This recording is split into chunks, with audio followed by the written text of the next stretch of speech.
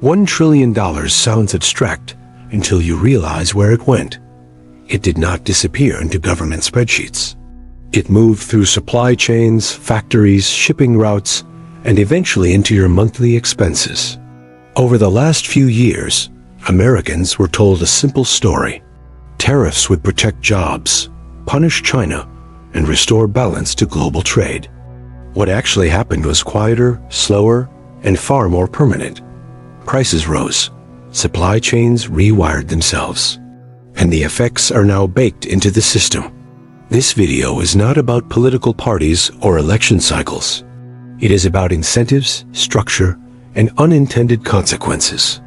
By the end of this video, you will understand why China adapted faster than expected, why prices in the United States did not come back down, and why global trade wars quietly reshape who wins and who absorbs the cost. If you are looking for comforting explanations, this video will frustrate you. If you want to understand the rules of the system you live inside, stay with me. When tariffs were introduced in 2018, the logic felt intuitive. If imported goods become expensive, companies will manufacture domestically. Factories return, jobs return. Economic leverage shifts. This narrative resonated because it felt familiar. It echoed older industrial success stories when factories anchored communities and wages followed production. But modern manufacturing does not operate in that world anymore. Today's factories are capital-intensive, automated, and optimized for global scale. They do not move quickly, and they do not employ millions of workers when they arrive. The promise was built on an outdated mental model, and that mismatch would matter later.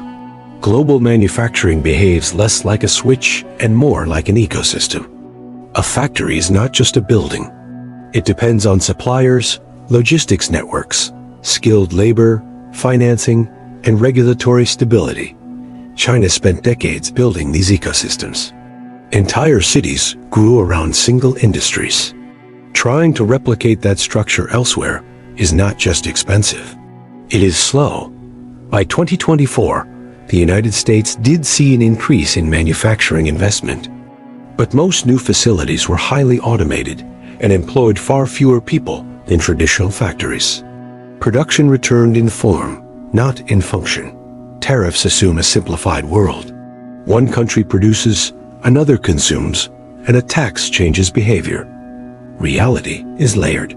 When tariffs hit Chinese exports, production did not disappear. It rerouted. Core components continued to be manufactured in China, where costs, expertise, and infrastructure already existed. Final assembly shifted to countries like Vietnam, Thailand, and Mexico. On paper, goods became non-Chinese. In reality, the value chain barely changed. Solar panels illustrate this clearly. Many panels installed in the United States today are labeled as coming from Southeast Asia, yet the wafers, cells, and raw materials still trace back to Chinese suppliers. This allowed companies to technically comply with trade rules while maintaining cost efficiency.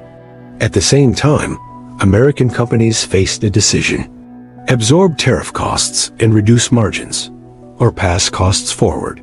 They passed them forward. Multiple studies showed that the majority of tariff costs were paid by American businesses and households, not foreign exporters. Prices adjusted upward and then stabilized at a higher level. China did not respond emotionally. It responded structurally. One strategy focused on control over critical inputs. Rare earth elements, advanced materials, and specialized components remained heavily concentrated within Chinese supply chains. Another strategy involved geographic expansion. Chinese firms invested aggressively in neighboring countries, extending their manufacturing footprint without appearing to do so directly. A third response unfolded quietly in finance. Trade settlements in alternative currencies increased in specific bilateral relationships, slowly reducing reliance on the dollar in targeted contexts. None of these moves dominated headlines. Together, they formed a durable adaptation. Pressure did not isolate China. It accelerated diversification. Macroeconomics feels distant until it appears on a receipt. Electronics became more expensive, not just because of tariffs, but because supply chains grew longer and less efficient. Furniture followed, driven by higher material and transportation costs. Clothing prices increased as sourcing diversified. Even groceries felt indirect effects through packaging, machinery, and logistics. For households, this was not a temporary spike. It was a structural reset. Once companies invest in higher-cost supply chains, prices rarely reverse. The system adapts around a new baseline. The result was not a manufacturing renaissance. It was a more expensive equilibrium. Certain dependencies deserve attention. Pharmaceutical ingredients remain globally concentrated, creating vulnerability during disruptions. Electric vehicle supply chains depend on materials that remain geographically constrained. These dependencies complicate policy choices. Reshoring sounds simple. Executing it requires time, capital, and trade-offs. Decoupling is not a switch. It is a process with limits. When global systems shift, capital flows toward bottlenecks. Historically, infrastructure materials, energy transition inputs, and supply chain choke points gain importance during periods of geopolitical friction. This does not guarantee outcomes. It changes incentives. Understanding where value accumulates matters, more than reacting emotionally to headlines. Frameworks outperform slogans. The trade war narrative was built on certainty. The reality produced complexity. China did not collapse. The United States did not collapse. But the global system adjusted in ways that permanently reshaped costs and dependencies. This story is still unfolding. Trade, technology, and finance remain deeply interconnected. The real question is not who is winning today. It is whether we understand the system shaping tomorrow. If this video helped you see the bigger picture, subscribe. And in the comments, share your perspective, not slogans, not talking points, just reality.